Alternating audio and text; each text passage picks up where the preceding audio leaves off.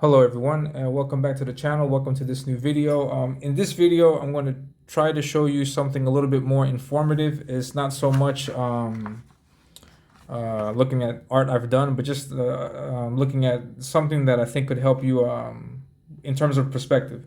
I haven't seen any videos talking about this topic on YouTube at all. So if you see anything, maybe let me know so I can take a look at it also. But yes, anyways.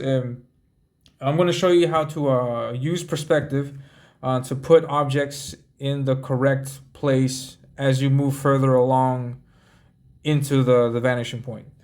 But yeah, let's jump right into it because I think it's a little bit easier to see as I'm doing it rather than me trying to explain it. But but yeah, let's get started. So let's imagine that you're walking down that you're walking down a sidewalk, and let's just imagine that you have your horizon line here. Everything starts with the horizon line, so you have to put your horizon line down. And so we're going to imagine that we're walking down a sidewalk. Now, so we have to draw our sidewalk. But first, before we do all that, we have to put a vanishing point down. So let's put the vanishing point here. And just for the sake of this exercise, we'll put the vanishing point here. Obviously, you can understand that you can move this vanishing point anywhere you like on this horizon line, but it has to be somewhere. So normally in 1 point perspective, the vanishing point is dead center. But in this case, we can move it around a little bit, whatever you like, because this is not exactly the center.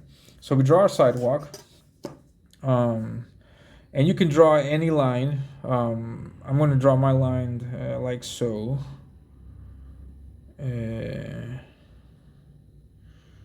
Yeah, I'll draw it right here. Now, so this is one end of the sidewalk, and then I'll draw my other line like this, and this is my other end of the sidewalk. So let's just imagine that you're going down the sidewalk, and the next thing that you would have to draw on this sidewalk is lines that cross, and then that follow, and then they go into the horizon line, to the perspective. One thing that you could do is just innately just draw lines, and they get closer together as you get towards the vanishing point. That can work, and in many cases that's what many people do. But in case you're curious, there is a way to find out exactly to what measurement you can make it so that it's actually accurate as you're moving down. So in order to do that, you need your vanishing point, and then you're going to need a second vanishing point that is somewhere off to the side, far from this vanishing point. So I'm going to select here, all the way on the left, to have my second vanishing point. And I'm going to call this vanishing point diagonals. Yep. So you have that way off over here, and then you have your vanishing point here. You can put this anywhere you like. You can put it on the right, left. After you practice with this, you can see that by moving the vanishing points, all you do is just either distort this image or just make it more accurate. But let's try to keep it here, just for the sake of practicing. So after you've established these 2 points, after you have your horizon line, after you have your vanishing point, your second vanishing point, after you started outlining where you want the sidewalk to go, now we have to place the units down. And for placing the units down, the first unit that you place is 100% up to you. So you can place it anywhere along this sidewalk that you like. But you have to understand that wherever you put it, all of the other subsequent lines have to fall in place according to what I'm about to show you. So for the sake of this, for this being our first time working with this, I'm going to put the line right about here. Right here. Just for the sake of doing this, I'll put it right here. Now, if I look at my ruler, I don't know if you can see this, but if I look at my ruler here, on this line, I have 10 and I have 15, which is 5. And I need to have, and I'm sorry, and then after you draw this line, you need to identify the halfway mark. So since I was able to do this and I put 10 on here, 15 on here, that's 5. Half of 5 is 2.5. So 12.5 right here would be the halfway mark. Right there would be the halfway mark. So just to help you, from that halfway line, just to make things easier for you as you're doing this, from that halfway line, draw another line from here to the vanishing point. All right, so you have 3 lines here. 1, 2, 3. The 2 lines on either end, and then the line going straight down the middle. Now, the next step is from this midway point. From the midway point, I want to draw a line from this vanishing point to this midway point. So if I were to do that, I would have a line that does this. All right. So this line crosses all the way through this and then crosses through the center. Now, when it crosses the center, that we know the line is placed in the correct position. And now the next thing we have to look at is where it crosses this end here on the outside, and it crosses right at this section here, right on this place. Now from here, I have to draw a line across. Yeah, like that. And so this would be 1 unit. And you have to repeat this process all the way to the vanishing point so you can see exactly where your units follow. So here would be the next center line, and then you get your vanishing point here for your diagonals, and then cross it at that place, and then you have this. Then you have this second line. Then you take a look at this point, and then you cross here. And then you repeat this process. So from here, here, and then from here,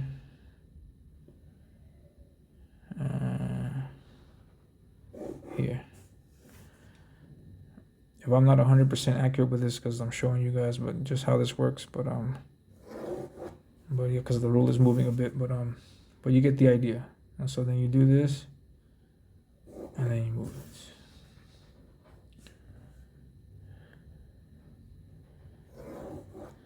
Yeesh. Moving too much at the end. But you get the idea. So that's how it works. And then you just keep doing this over and over again. Over and over again. I'm left-handed, so this is a little bit weird, but because normally I would be moving the paper a lot. So yeah, that's how this works. And then you do this. And then halfway, you do this again, halfway, and then you can just continue this process until you get to the vanishing point. And then as you get to the vanishing point, each unit is going to get smaller, smaller, smaller in equal increments. So you're going to know. You're going to know that whatever space this is.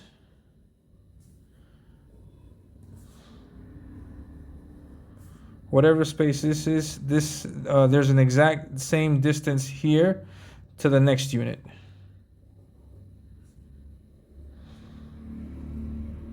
There's an exact same distance here to the next unit.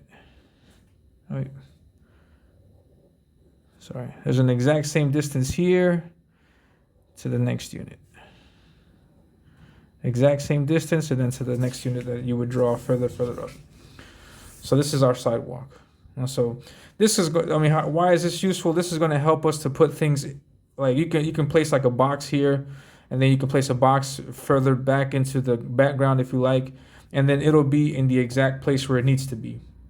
It's not going to be any place willy-nilly. It's going to be, in the place where you have to put it. So this is from Loomis. This is not my technique. This is from Loomis, which is incredibly helpful to help to identify things in perspective. And I'm doing this on a horizontal plane, but this also works on a vertical plane. And for the vertical plane, it comes in extremely more handy and more useful, especially when you're working with buildings. So, for example, the idea is the same, but just twisted on its side.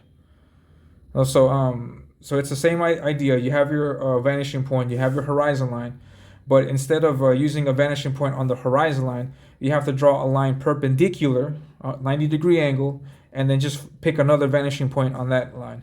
And I'll show you what that is without. I'm not going to leave you hanging. So we'll put that away. And let's see. Let's see. I'm going to have my vanishing point here. Do it again. Vanishing point here. That's my horizon line. And I'm going to pick this vanishing point here. But since I'm working with a building, this isn't going to be my working area. My working area is going to be on this side because I'm working with a building. So if you want to, like, in case you wanted to work with windows on a building. And so let's see. Let's imagine that I have that. Now to help me with this, I'm not going to put my second vanishing point in this example. In this example here, my second vanishing point was on the horizon line. But in this case, no. From the vanishing point, I need a perpendicular line that crosses this vanishing point. So one that goes all the way up and down. So I go up and down like that. So this is my building. I'll put building here. This is my building. This is my vanishing point. This is my perpendicular line. And on this perpendicular line, I'm going to put my second vanishing point. So I'm going to put it up here. VP diagonal. And then the process is the same. So in this case, this is my building and I want windows here. So let's imagine that I want the top part of the window to go here. No, you can draw the whole line if you like, but top part of the window there. And I could put the bottom part of my window here. I should probably give more room for the building button, just so you get an idea. I mean, it's the same concept. So if I put it on the side, this would be my sidewalk, and I'm just starting at this area and not from the vanishing point. But anyways, so yeah, so remember the first unit is yours, so you get to put it anywhere you like it. And I'm going to put my first unit here. I'm going to put my first unit here, and yes, so I have my halfway point. I think that's my halfway point. Let's see, 16. That's where it gets a little confusing.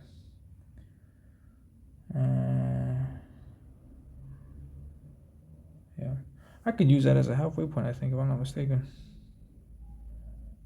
But anyways, so I have my vanishing point, and I cross that halfway mark here, no? And then and so this is where it crosses, and then here I draw a straight line forward. Okay, then the same idea. Vanishing point crosses that line there. And then here's where it crosses. And then you draw upward. Vanishing point down the middle. Here's where it crosses. Let's see if we can see this.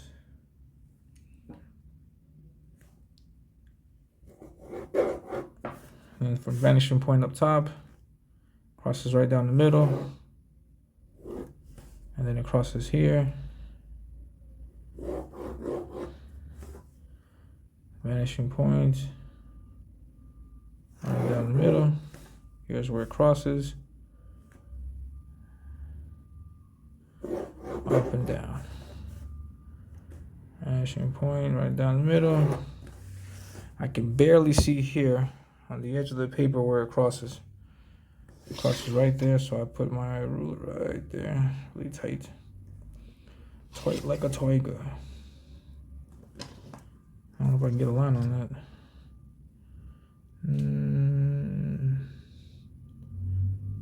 I think so.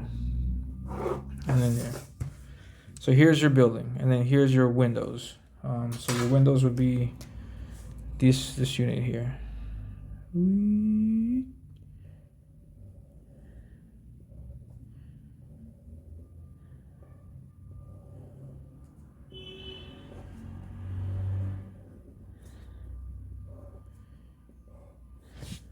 see it here.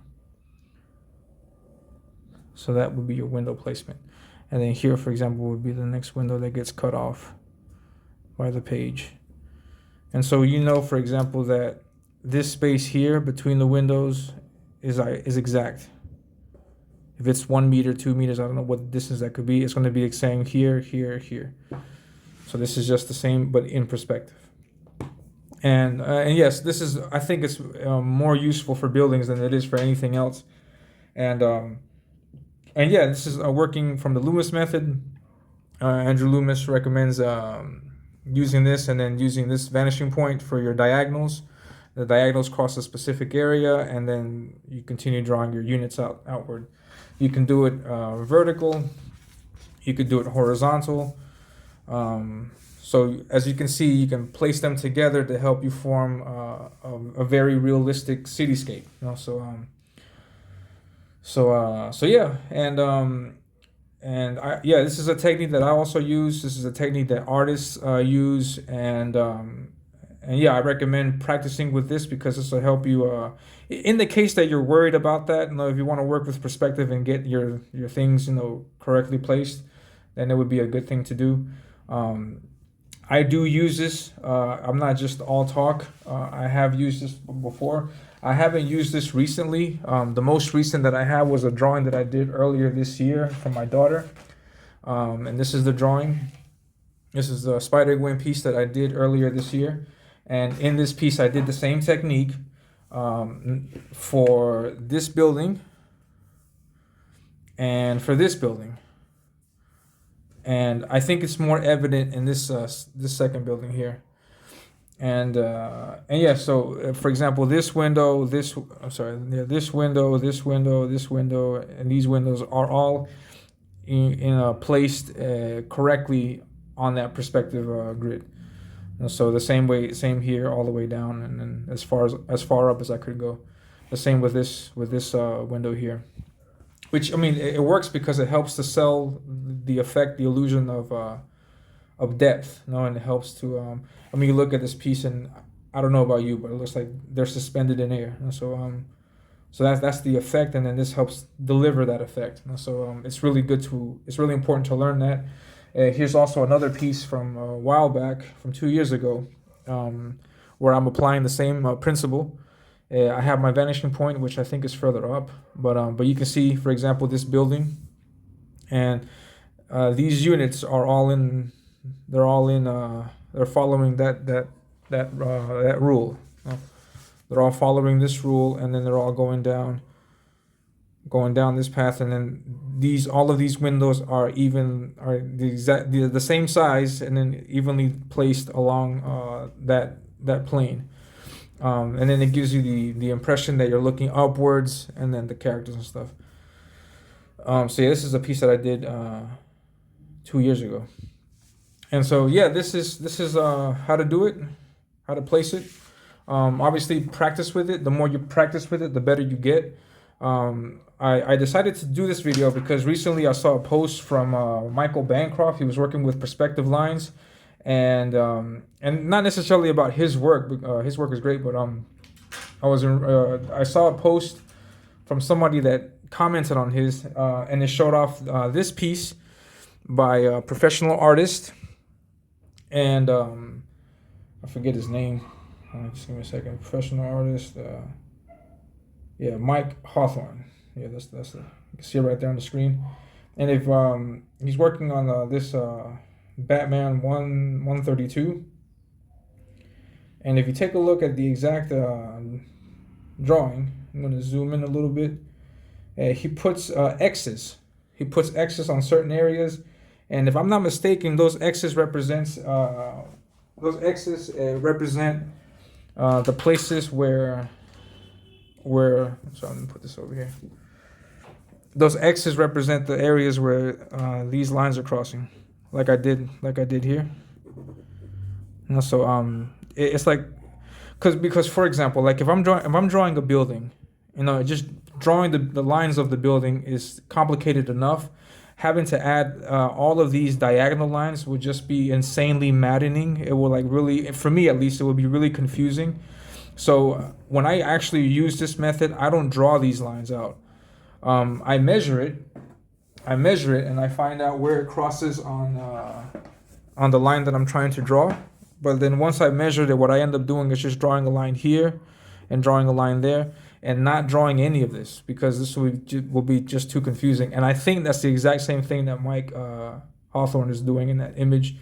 And yeah, so that just reminded me about that technique, and I thought it'd be cool to share that with you guys. And yeah, so if you have any questions about anything, let me know. If you have any other information to give, please share it with us. If you like the video, please like and subscribe. Share it out to all your friends. And don't forget, this is from Andrew Loomis. Excellent artist. I think he has taught more people than I can imagine. Many people, many professional artists always reference Loomis. And his techniques are amazing. Studying him is well worth the time. So I would recommend you take the time to check out his work, Loomis's work. And this is his technique. He has several other techniques for also placing people in correct places along the plane also, and it's well worth a look. And yeah, so the entire book is in the description. I think it's called Successful Drawing, if I'm not mistaken. I haven't looked at it in a while, I'm not gonna lie. But it is well worth the read, and yeah, so I just recommend check it out. And I don't think I'll have another video like this, because I don't know if there's many more techniques that I can show you in reference to that. But I just thought this would be a nice thing to share. So anyways, again, hit the like button, subscribe to the channel if you haven't already. Please share this out to all your friends, tell all your friends about me, and I'll be sure to have more videos on the channel later on. So that's it. Thank you very much. Have a great day. Take care.